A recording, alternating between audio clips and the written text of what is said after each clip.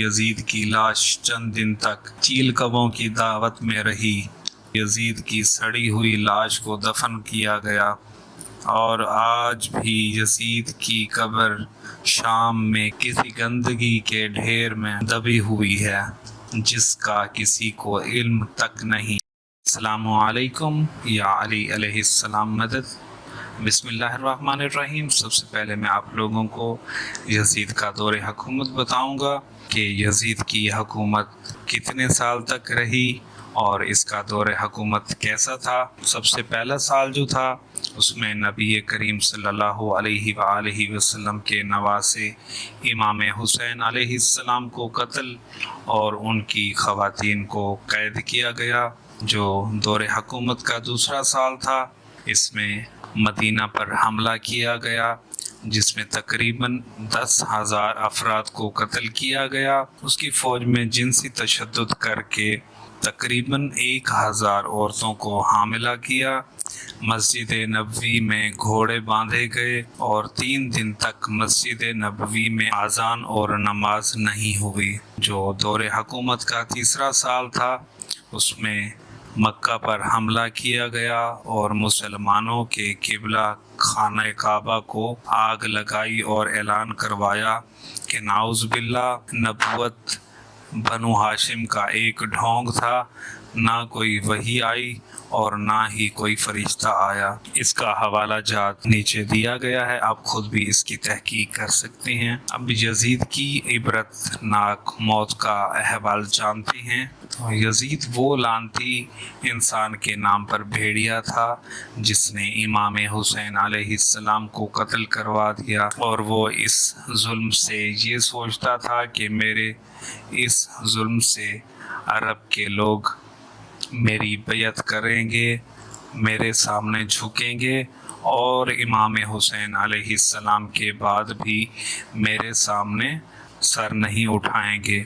لیکن جب نبی کریم صلی اللہ علیہ وآلہ وسلم کی بیٹیاں قید ہو کر کوفہ و شام کے بازاروں سے گزری اور پھر بی بی سلام اللہ علیہا کے خطبات نے لوگوں کے ضمیر جھنجھوڑ کر رکھ دیے، اور یوں یزید کے خلاف بغاوت شروع ہو گئی، اور ہر کسی کو سمجھ آنے لگ گئی کہ اسلام اللہ کا دین ہے اور محمد مصطفیٰ صلی اللہ علیہ وآلہ وسلم اللہ کے رسول ہیں، اور یہ سادات کا خاندان اللہ کا سب سے محبوب ترین خاندان ہے۔ جس نے بھی سادات پر ظلم کیا اسے بادشاہ کہنا سب سے بڑا گناہ ہے۔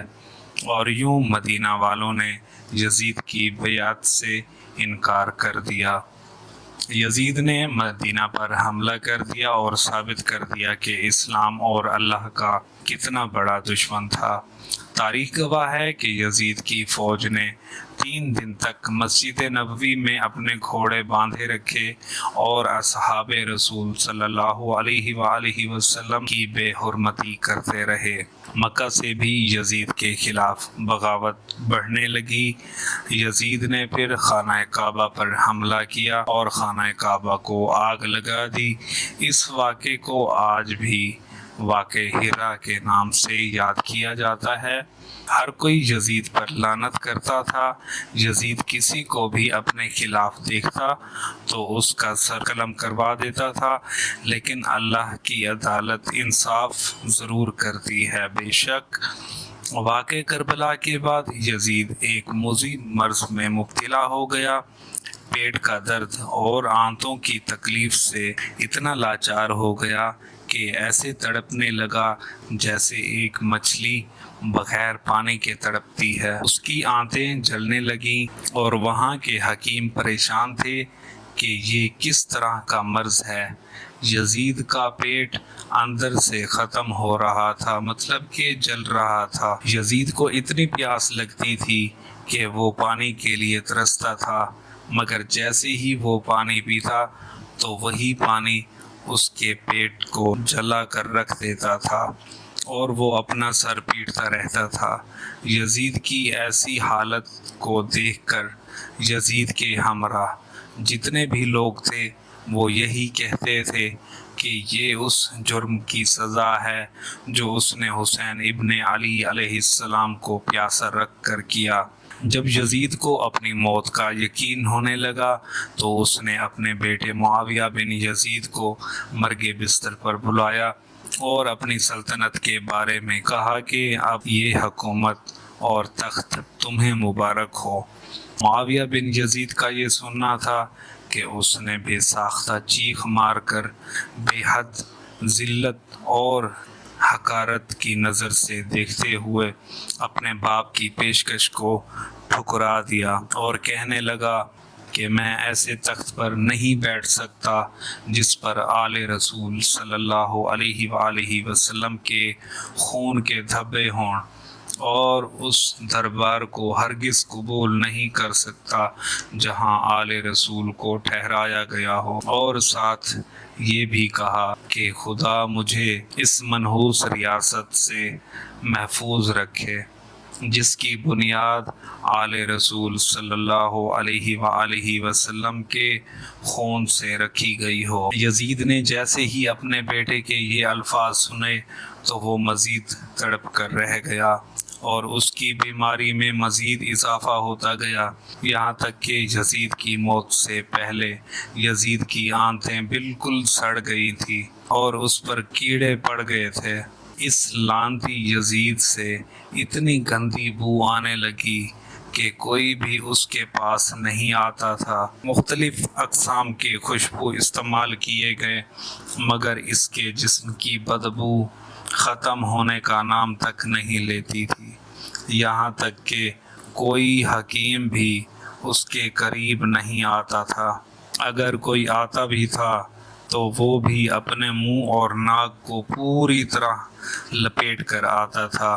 اس کا پیٹ کیڑوں کی غذا بنتا جا رہا تھا اور تکلیف اتنی بڑھ گئی تھی کہ اس کی چیخیں نکلتی تھیں اور پانی جیسے ہی اس کے حلق سے نیچے جاتا تو کانٹوں کی طرح چبھنے لگتا تھا۔ یزید لعنتی کی ایسی حالت ہو گئی تھی کہ پانی پی کر بھی تڑپتا تھا اور پانی نہ ملنے پر بھی تڑپتا تھا۔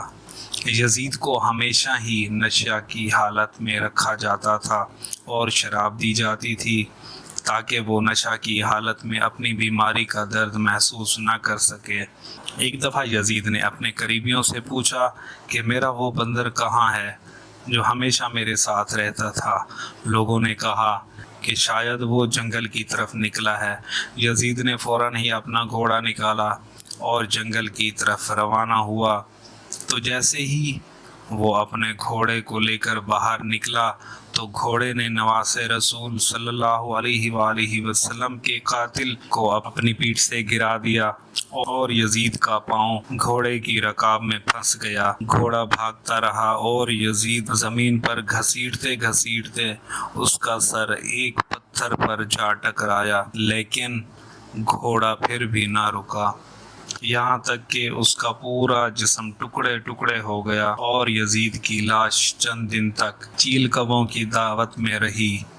بالآخر یزید کے سپاہی یزید کو ڈھونڈتے ڈھونڈتے یزید کی لاش تک پہنچے اور اس وقت یزید کی لاش میں اتنی گندی بدبو تھی کہ قریب جانا مشکل تھا۔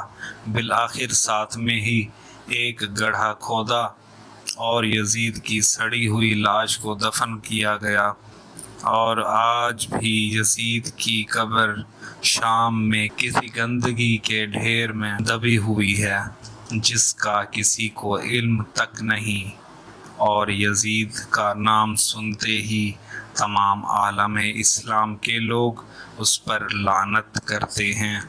امام علی علیہ السلام کا فرمان ہے، کفر کی حکومت تو قائم ہو سکتی ہے لیکن ظلم کی حکومت کبھی قائم نہیں ہو سکتی۔ یزید آج تک نشان عبرت بن گیا اور میرا حسین زندہ باد ہے، تو اس سے ثابت ہوا کہ اس زمین پر جو بھی کسی پر ظلم کرے تو اللہ اس کا نام تک ختم کر دیتا ہے، اور جو مولانا حضرات کہتے ہیں کہ یزید پر لعنت نہ کی جائے اور اس کے ظلم جاننے کے بعد اگر کوئی بھی یزید پر لعنت نہیں کرتا تو یقیناً وہ خود لعنت کا حقدار ضرور ہوتا ہے۔ اور ویڈیو انفارمیٹیو ہو تو دوسروں تک لازم پہنچائیں تاکہ یزید پر زیادہ سے زیادہ لعنت ہو سکے، اور جو لوگ یزید کی حفاظت کرنے میں لگے ہیں ان کا چہرہ بھی بے نقاب ہو سکے۔ تو ویڈیو کو لائک اور شیئر لازم کریں، اور چینل کو بھی ضرور سبسکرائب کریں تاکہ ایسی مزید انفارمیٹیو ویڈیوز آپ تک ہمیشہ پہنچتی رہیں۔ بہت شکریہ آپ تمام دوستوں کا۔ اللہ حافظ۔